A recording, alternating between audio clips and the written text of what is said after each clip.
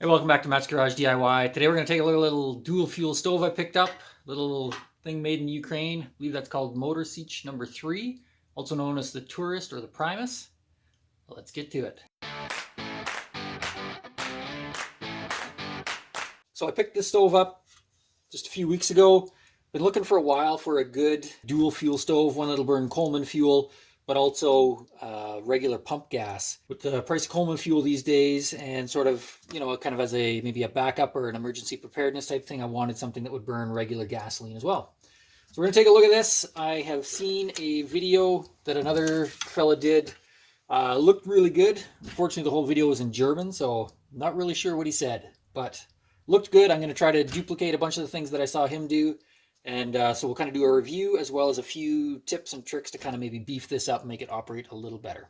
So when I opened up the stove, came with a few pieces. Looks like some graphite rope, an extra washer, handle for the burner, as well as an English set of instructions. A couple things real quick. So they refer to this as sort of the balloon, but basically the tank holds 0.3 liters, but it recommends not filling it more than 0.25. So that would be 1 cup of fuel, sort of maximum. When you fill that, that would allow for some airspace as well.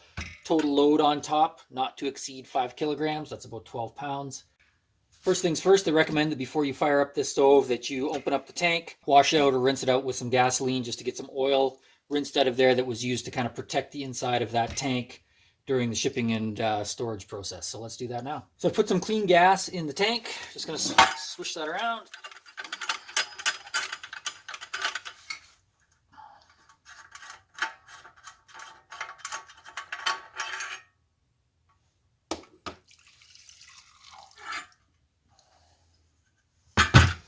I'm going to bring it a little closer. You can see what came out. All right, so when I lift that up, you can see tons of sediment came out of there as well. The gas is quite discolored. I'm going to rinse that a couple more times. So rinse number 2, much better as far as discoloration, but as you can see, still a ton of sediment coming out of the bottom. I'm going to just keep repeating this till I basically get no more sediment coming out. All right, so almost completely clear that time. Looks like one little flake that came out, maybe 2. Very happy with that, going to go with that now, but that was the gift that kept on giving. 12 times rinsing that out before I really didn't have any significant amount of flakes coming out. All right, so next up, fill the tank. Forgot to mention, it also came with this little funnel.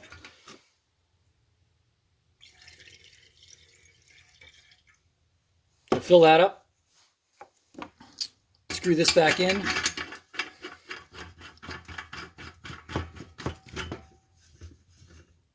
Sure that's tight. So instructions say pump it energetically 20 to 50 times. So we're going to go for about 40 and see what happens.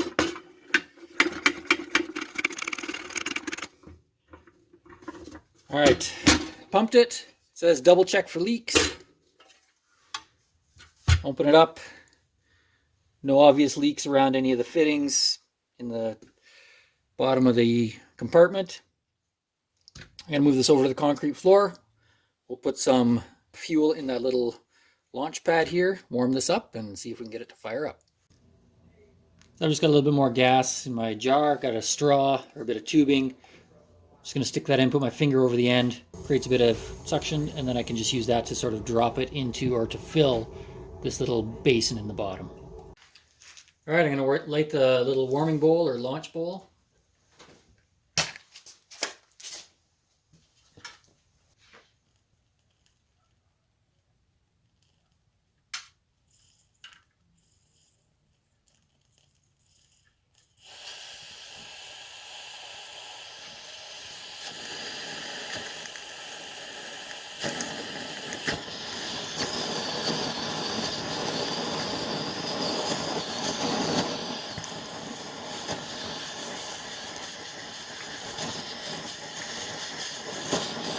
So it's kind of sputtering right now. I think there's probably still some oil in that tube that leads down to the valve. So we're going to see if this will just sort of work its way out. All right, so it seems to mostly have worked out issues. Don't have a real nice blue color yet, but we're going to fool around with this and see what we can make happen.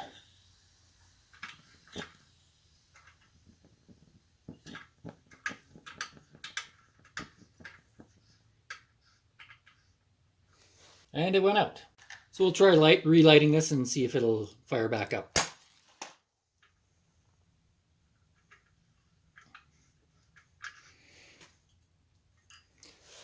Oh, nothing at all. Not even getting the sound of any gas coming out of the little needle or the little jet.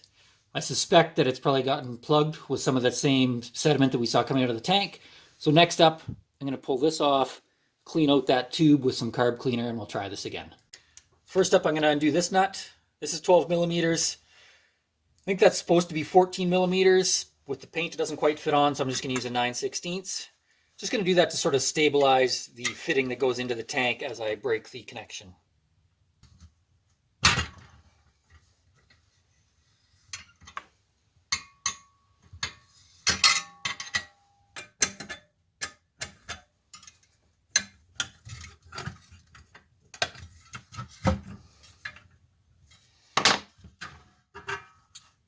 Next up, I'm going to take out these two screws. Looks like Phillips, or maybe used to be Phillips.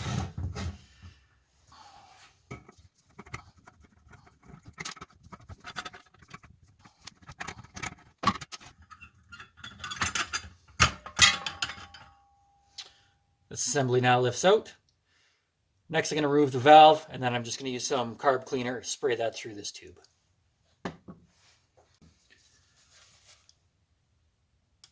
I'm not sure how well you can see that, but in the dish, you can see there's a ton of kind of like an oily substance. So all of that kind of came out of this tube, even after rinsing the tank 12 times. So definitely going to be some issues in there. Just going to take this off again, that same 12 mil wrench.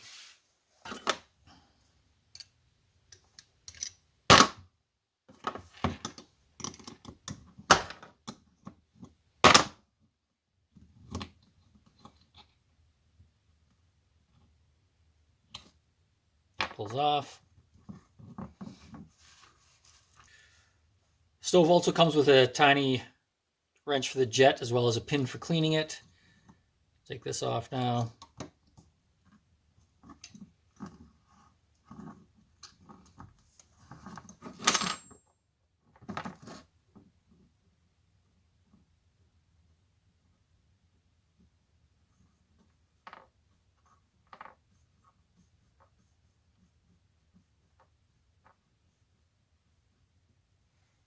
There's the jet.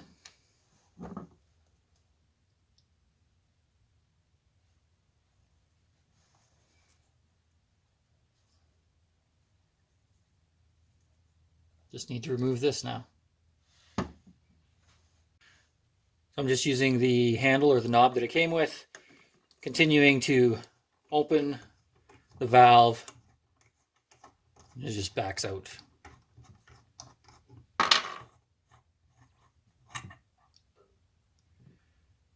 Yeah, ton of garbage, ton of junk all over this, so definitely needs to be cleaned up. All right, just gonna use some Carb Medic. I think you can use pretty much any kind of carb cleaner to do this. I'm gonna spray it in here, basically flush through the line.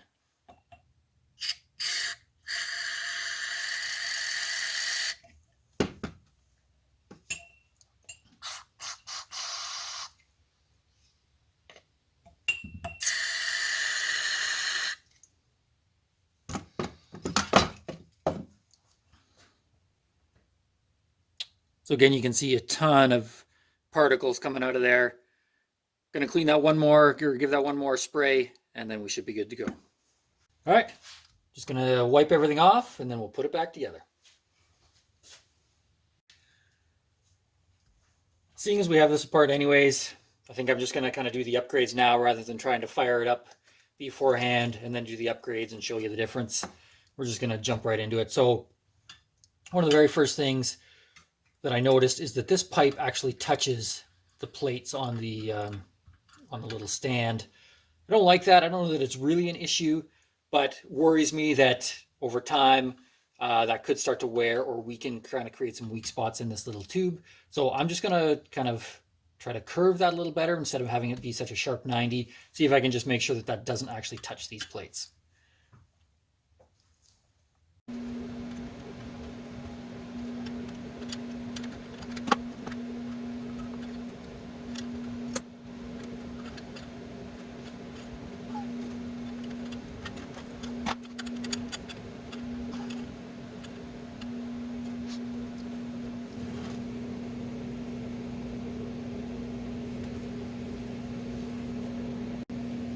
Next thing to adjust, this heat shield is basically touching the tank. I'm just basically going to bend it out a little bit so that I have actual airspace the entire way between the shield and the tank.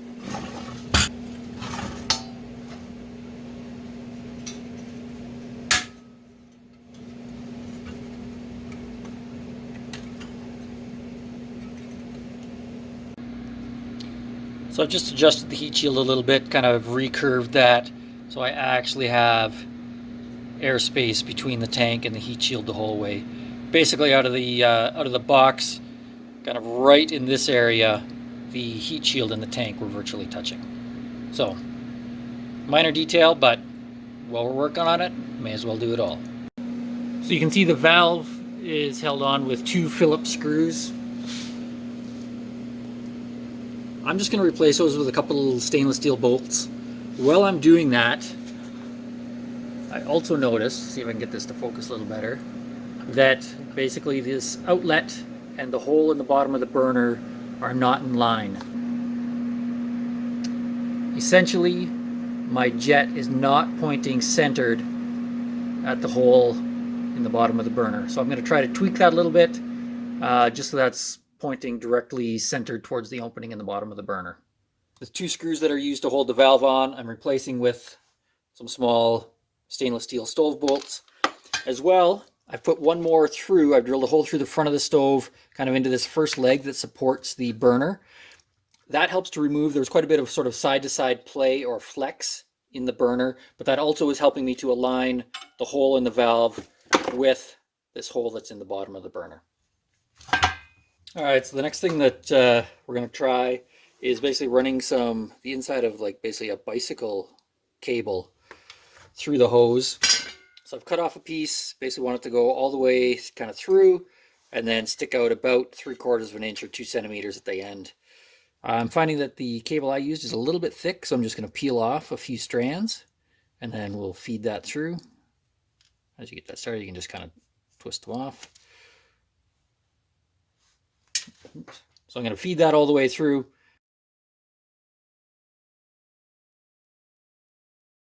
All right, so I've got the cable threaded in.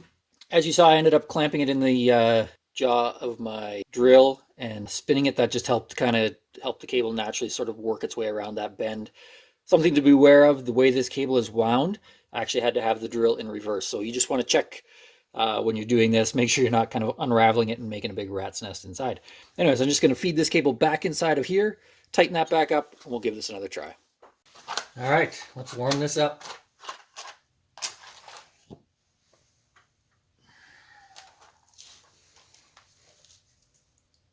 All right, so we've finished our warming. Let's light it up.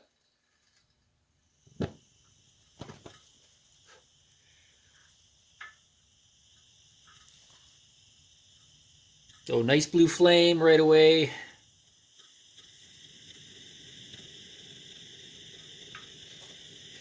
That is exactly the result we're looking for.